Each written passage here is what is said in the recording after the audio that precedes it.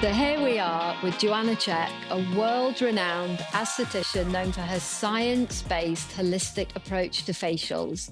Trained in Poland with a medical level focus on anatomy and physiology, she moved to New York in her 20s and quickly became one of the world's most sought-after facialists. Known for her massage-driven facials and cutting-edge use of tools, she has worked with everyone, including Jennifer Aniston, Kate Winslet, and Anna Wintour, to name but a few. Joanna has studios in Dallas, New York, and Los Angeles, and launched her own skincare line in 2021. Joanna Czech, welcome to the Power Women series. I can't tell you how pleased I am to have you today. You are a friend, and you have got such an incredible, powerful bio. So let's start by asking, what does power mean to you? First, Lucy, thank you so much for having me here on this platform and, including me among those powerful women. Power, to me personally, first of all, knowledge. If I'm educated and I know I am much braver to face the world, but feeling good about myself, if I'm in a good shape and I kind of occasionally have those days, oh, I look okay, I am also more self-confident that day, and strangely enough, being in the right shape body-wise than vanity. So really being healthy, working So it's your out, inner energy. that's what it is. Like I need to have clarity in my head, in my body, and then I'm like, I don't stop, as you know. So You never stop. I You just don't. are unstoppable. I've never known anyone. You just keep going and going and going and go, Yes. and always with a smile, like always with like an amazing smile. So, Maybe your husband might not say that, but anyway, always in front of me. So what, I guess kind of, you're always moving, you're always on the go, you're always under pressure, you're always seeing like the world's most powerful people. And what's the most powerful decision that you've ever made?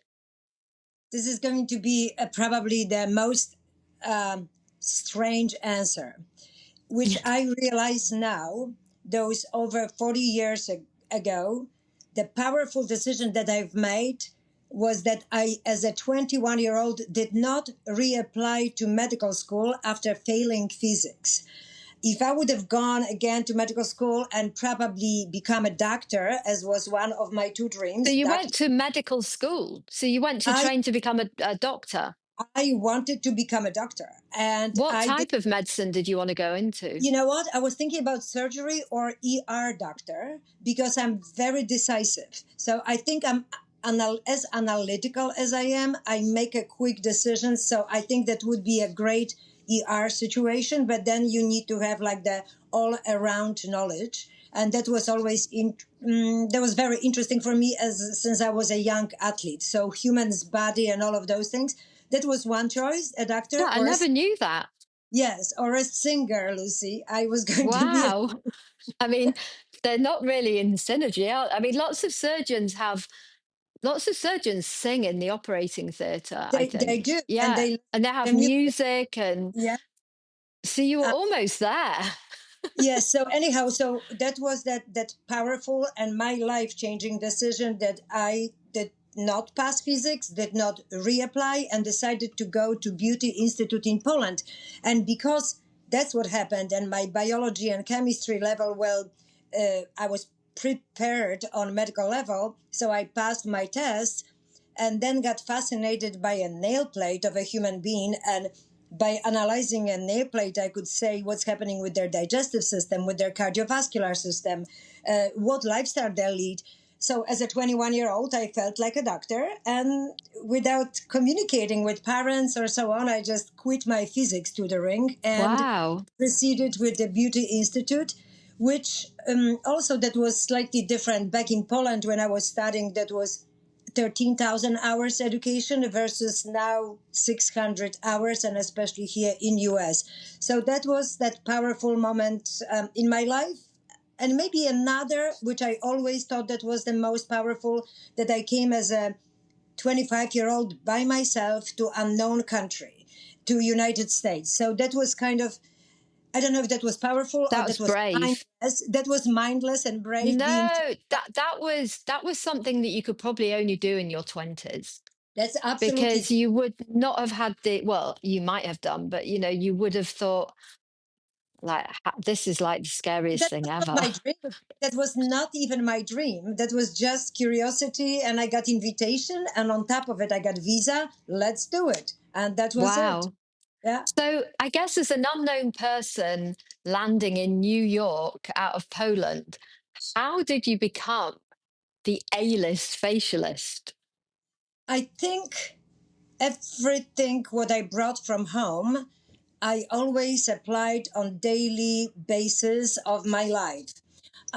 So I think level of education that I achieved back in Poland, my ethics of work, being prompt, being discreet enough to work among any type of person, because clients become very vulnerable being with you, and having their head on the level of your belly. That kind of, it's a level of intimacy. So and trying my best, always trying my best, never doing anything, and I will say, as I say, half-ass, and then just was a word of mouth. But But who was the first person how did it start?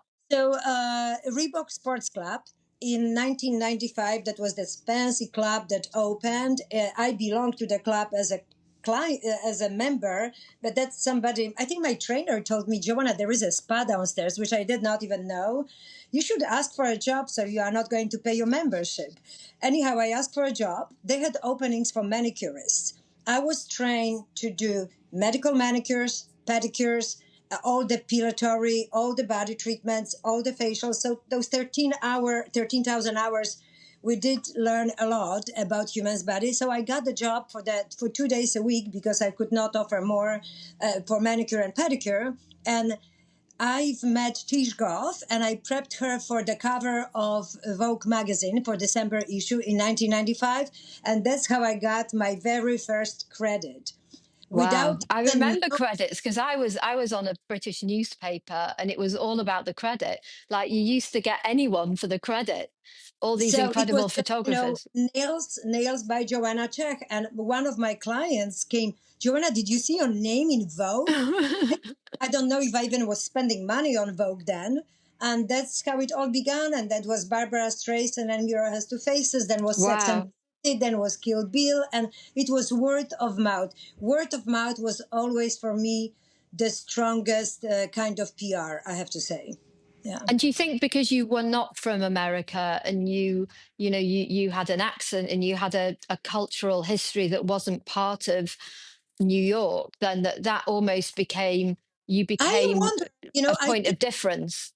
I think it could have made difference. Even the way how I sounded 30 years ago in English, it's very different how I sound today. I'm still very broken in English, but No, you're imagine not me. at all. But imagine 30 years ago, I was that's good, that's no good, and Yeah, I could not say, adenosine triphosphide. yeah. Then, but now I practiced enough. But I think just effects of my work and how I was planning everybody's routines, and my even the simplest advisory then, that absolutely did not exist in United States. The level of wellness, because I refer to everything what we do very holistically, I consider it wellness, that beauty is wellness and health is wellness and all of it, because it affects all our body parts, brain, body, and so on. It was not the strongest situation here. I know I was one of the first ones ever massaging clients' faces. When clients came for a facial and I would start with the face massage, I would get so many gift certificates from my clients. They gave me away their gift certificates that they received for facials. I'm not ever going back for that facial. I'm coming here, so you go and enjoy. So So But I use I guess it's just kind of incredible the way that um, it kind of ripples through, and that one person can make a splash, and all of a sudden everybody wants a part of it. But something. you've sustained that. I know, and that has to do a little bit with the work ethics, and never stopping educating yourself. So you are going on with the times.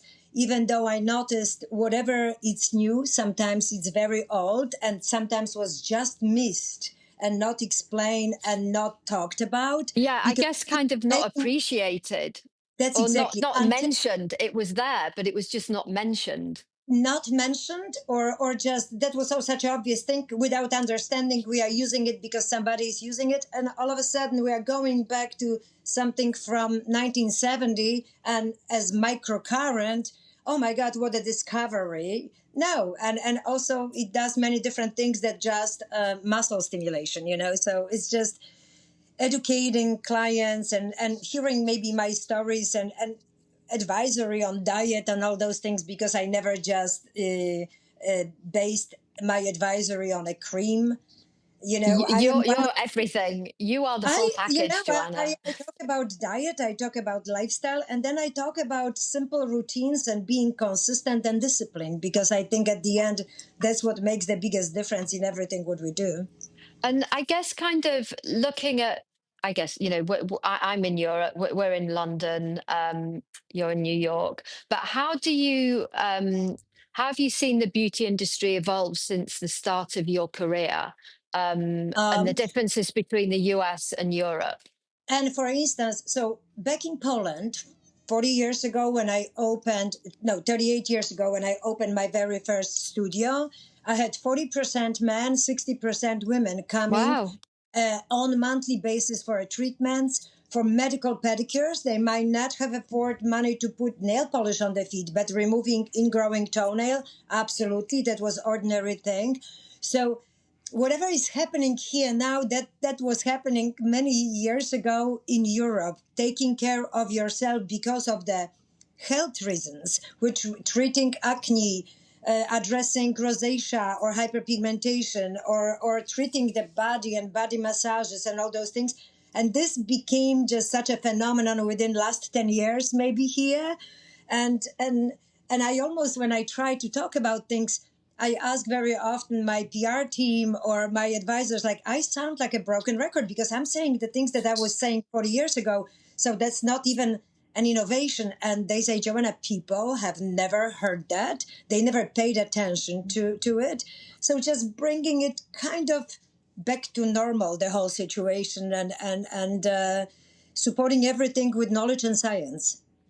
I remember talking of that when I first met you, when I first spoke to you that day in lockdown, and we had that very first conversation, and I was explaining about the Lima laser, and you were like, "Well, listen, I have spoken to a lot of people, Lucy, and they all tell me that their devices work, and they've all told me that it will get rid of my pigmentation, or it will get rid of my rosacea, or will transform my neck, or and really, and in any case, I'm not into lasers." And I remember sending you the laser before you went to the Hamptons in the summer. And then I never heard anything back from you. But we did get on that call because we're both Aquarians. Yes, we are. Exactly. Look at this. Um, Look at my glass of water, Aquarius sign. and it's also half full. That, It's very full.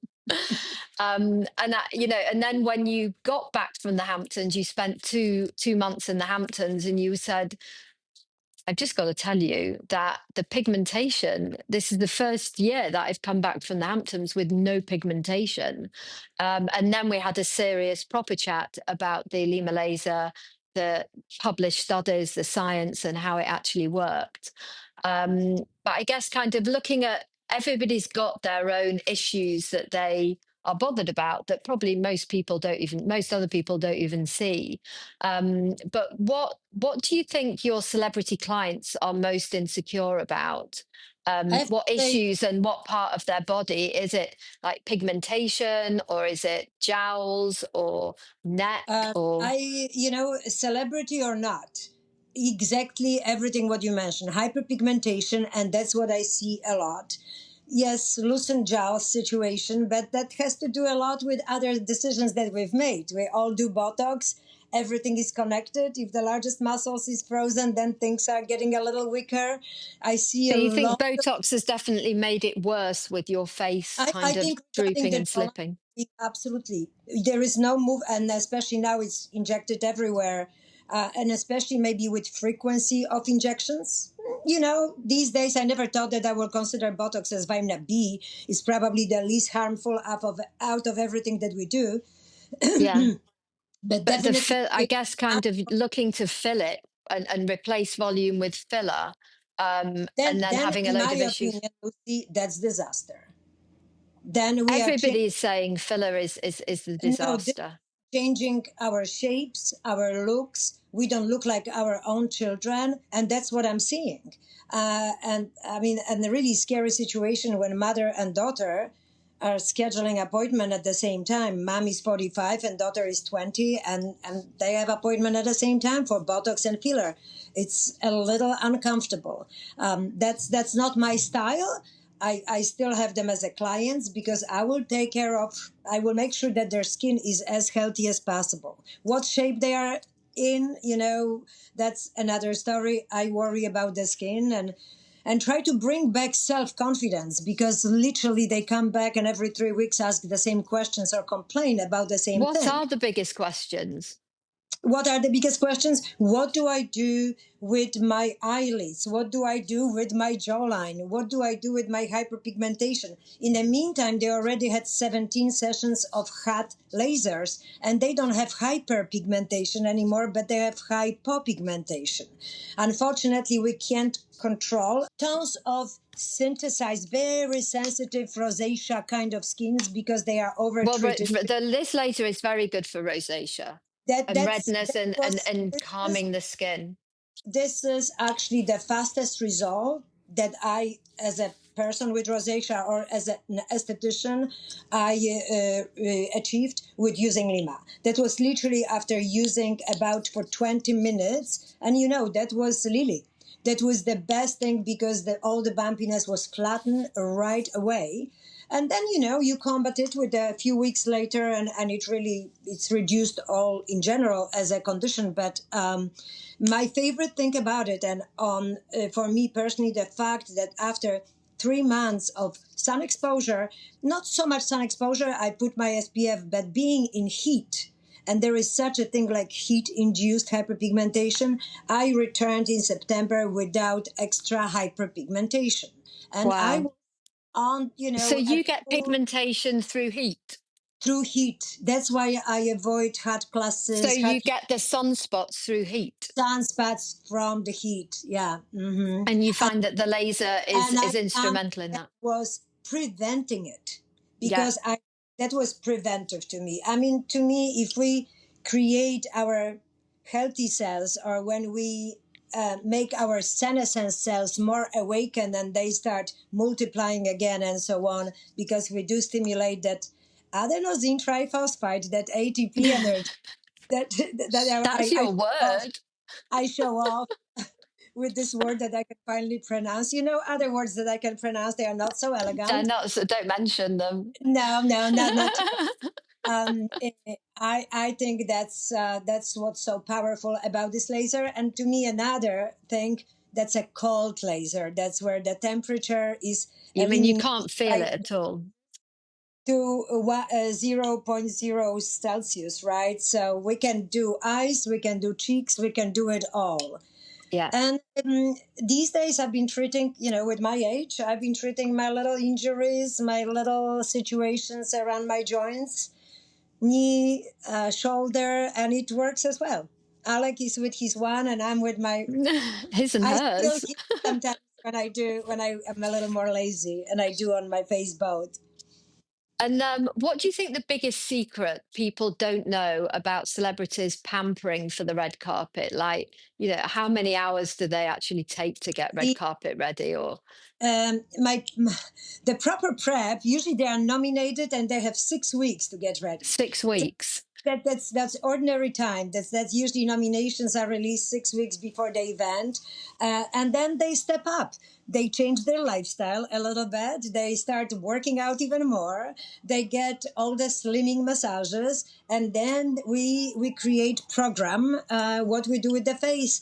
If they are into Botox and fillers, that's when my advice is to do right then, because if something goes wrong, you will have time to get rid of bruises or so on. But my program of creating glowing skin, massaging, increasing elasticity of the skin by using hands and equipment, right?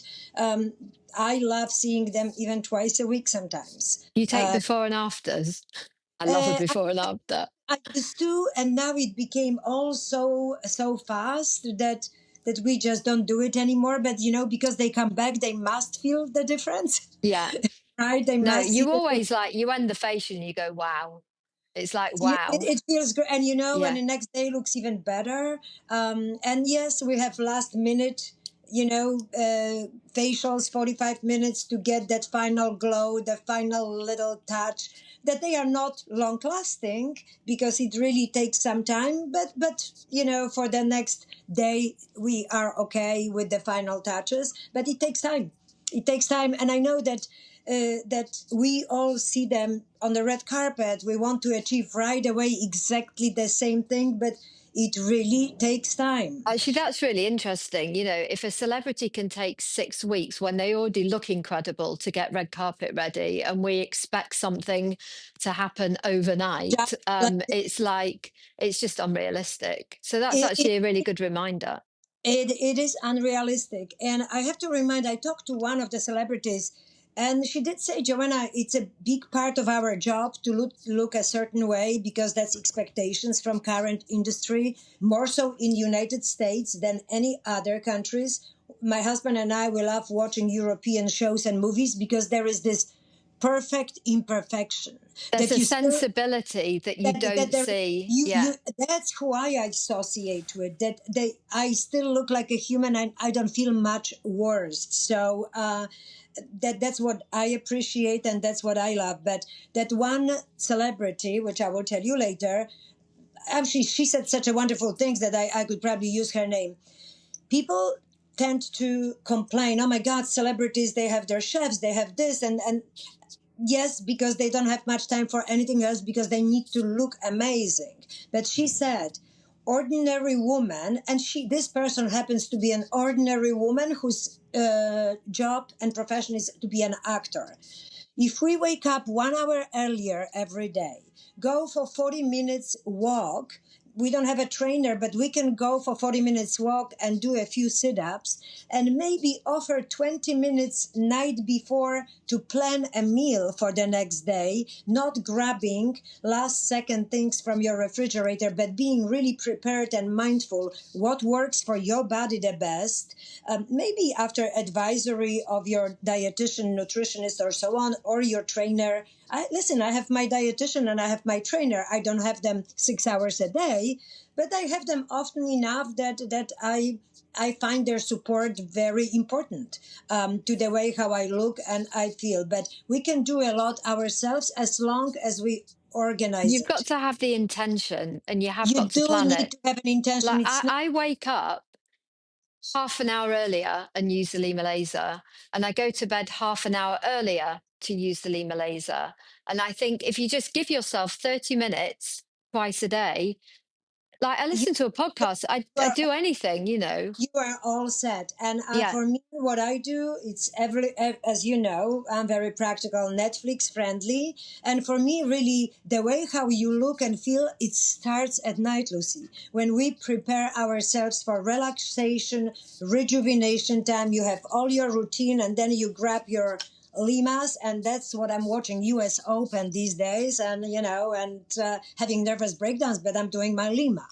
When you wake up, you do feel different. You right, because that little morning routine, it's You're not right, actually. If you go to bed with a really amazing wind down routine, abs you feel a lot better in the morning than if you went to bed, you had the same hours of sleep, but you just went to bed and it's like, well, how am I going to fall and asleep now? one of my several checkisms is just don't bring the streets to your sheets. Just really Yeah, get ready like the baby. We bathe them at night. We put body lotions at night. We feed them. We read half page of a book, and they are sleeping like a babies, right? yeah. And we're the same creatures. We are just older and bigger, but we need But we exactly the still got to look after ourselves the same way hour. that our parents looked after us when we That were that younger. And why do you think all your clients do love the Lima laser? Obviously, you've you know done what? so well in Uh, spreading the whole word about Lima in the US. my last 4 years, I find myself one of the biggest advocates for this piece of equipment and for this particular modality. It helps right away with the certain things, but for the long term, I explain you need to do it for your 90 days every single day, perfectly 3 minutes in each area, because that's the proper dose of energy, that's a proper amount of your medication in particular area. You can do massage movements like gliding movements. You can hold in each spot, concentrate on the weakest spots, because you could create general treatment, rejuvenating, or simply to address your weakest areas, like let's say your smoker lines, even if you are not a smoker. But I don't know a woman that doesn't check herself in a mirror just like that, Yeah. So I have those smoker lines too. Kissing So lines. after learning so much more about it, and the fact that the heat is eliminated, and the fact that it is so safe for everyone, I just do it on my neck. My neck is my just sitting and holding, there's nothing easier, Lucy. I mean, I don't know what else can I you advise. can't You even don't feel it as well. So it's not like it's kind of taking yeah. any sensation away or anything like that. And when I personally see the biggest difference? When for some reason I had 2 weeks break. Nobody compliments me then. Joanna, you look tired. Joanna, and I'm not even feeling tired. And I see the skin tone is completely different. I become again kind of grayish, kind of tired looking when I am on top of my laser and I have like 6 months without any break. Joanna, you look wonderful. And If sometimes I I don't even use it for one day, I feel like this is I'm it. lacking. Your daily supplements, you need this level of energy to create healthy skin. Yes. And why do you think the beauty industry is such a powerful industry? Obviously, all industries are powerful, but in particular, the beauty industry holds an immense power on I, many different yeah. levels. I believe it's a powerful because it taps into deep human desires for self-expression, confidence, or social acceptance.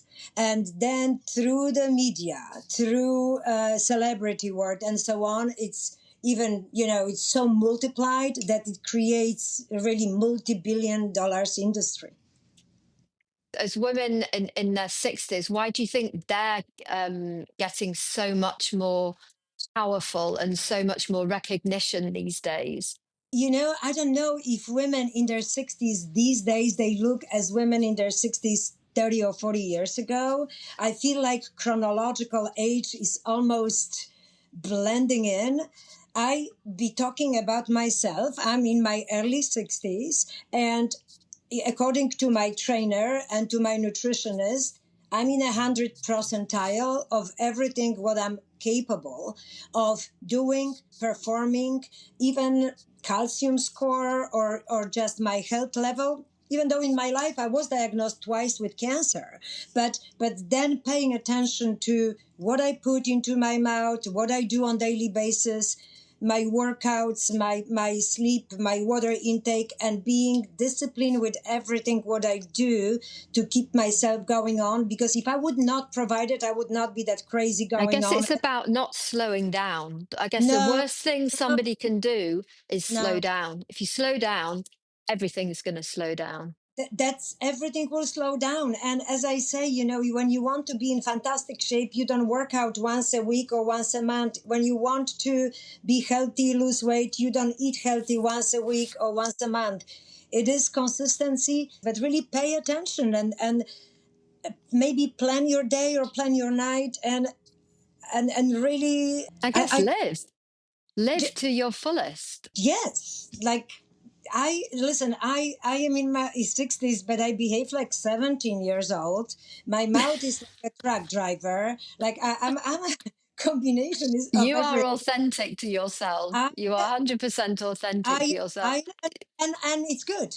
But on I guess on the subject of being authentic, obviously we're still people, and we still love things about ourselves and don't like other things about ourselves. So, like, what's the one thing that you didn't like about your face or your body that when you were younger that you really love and appreciate now? I love this question so much that you can't imagine. So, first of all, I could not stand my legs because I was a runner. My calves are like football player calves, according to me. That's the way how I felt for probably 40 years of my life. I have 500 pairs of pants and 3 skirts. That's how much I needed to cover my legs. You can't even imagine how I love Do my you wear legs. swimwear? Like, so even Oh, on the yes, I holiday? love my legs now. Lucy, I'm in love with my calves. I could not Wow. get more compliments for my legs than ever because they are not hanging. Nothing. I have muscles now when everybody in my age already lost them. And I have a perfect muscle. And sometimes when you are born without that calf, you can't develop it. And I was lucky enough to be born with it. And there is one more body part that I did not like, and I'm not crazy about it now, but I got a lot of Go compliments. on. It's my breasts. Wow. I was, you know what, being 11 years old in Poland and running and putting 3 bras because we did not have 50 years ago sports bras in Poland and having all the boys pointing out when you run what's happening with you, it was not making me feel very comfortable. But maybe, I don't know. Again, 20 years ago, I'm in line in New York to pay for some shopping that I was doing. And there are 2 women standing behind me in the store speaking Russian. And I don't know, fortunately or unfortunately, speak Russian because that was mandatory for us in Poland. And they are speaking to each other in Russian. I wonder who did her boobs. Oh my God, they are amazing. So they were the turning point. So I had a moment like, okay, do I love it? No, it's very hard on a short person. It affects your back and so on. But I realized that was not the part of the body that should be ashamed of. And what do you think about celebrities as role models in the beauty industry? In the 90s and the noughties, it was all about the original supermodels. And now it's more about certain celebrities. So, Yeah. what do you So think about that? celebrities could be a role model in beauty industry. They inspire many people. They bring a certain level of confidence, the way how they behave, even if they are not self-confident, because I know that. They set many trends, but very often it can be unrealistic. So and they are Do different you think groups. it's intentional? I hope not. Eh, I hope not. I hope whatever they do and show that they just show what they have the best to offer.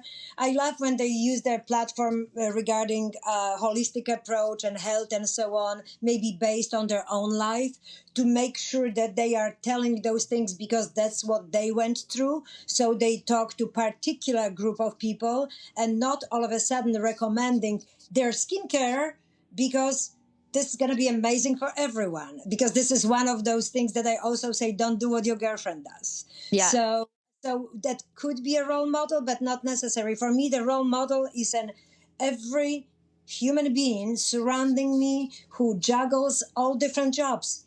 celebrity, is a singer, is a dancer, is an actor, is politician, is someone very well known. And celebrity to me is an amazing lawyer or teacher who finds a moment at 6 p.m. to still lay down and have a facial. And Joanna, my 3 children are waiting for me, and that's when I get, oh my God. Yes, I'm running on my fumes after 10 hours of working, but in my situation, I don't come back to children. And she is about my age, and she still has to prepare one pack for the college, one for this, one is. I can't even. So this is for me a role model that still But finds you the do time look after so many that people. so many. You take that motherly role on for so many people around you. I was You told do. by someone, Joanna, you don't have your own children, but when you touched me, you have a touch of a grandmother and a mother. There are only 2 women, 2 people. When they touch you, they don't worry where and how, but with the confidence, they will touch you to create biggest level of comfort, and they know exactly how and where and with what power to do it. And that's what I was told, that I have that energy of mother and grandmother You with my. do. You do. Yeah.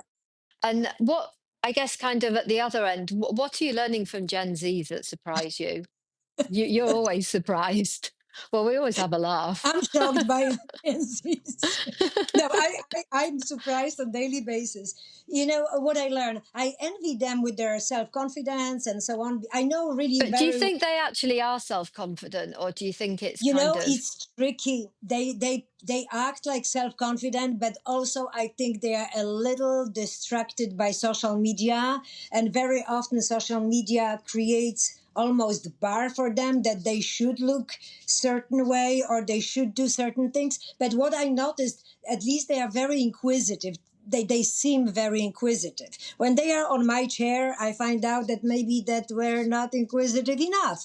But they ask many smart questions. They ask about ingredients. They ask.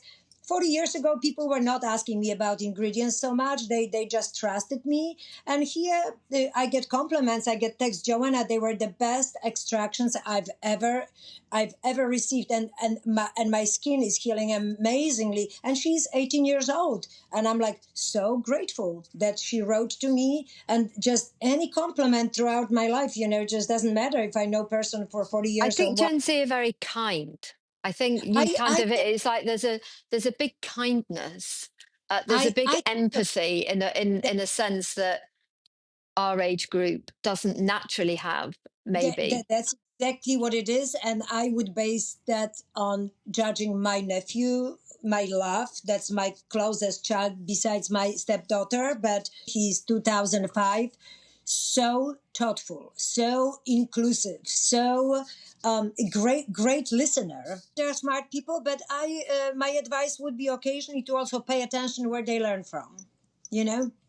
Well, I guess kind of with the whole rise of AI, learning takes on a different meaning, and it's more kind of like information has got increasing availability. Like outside of, if you think of when we were kids, you'd have to kind of go to a library to learn anything. That, Now you can just yeah. learn in an instant, but it's how we apply that information and how we analyze that information with human empathy that's the magic bullet.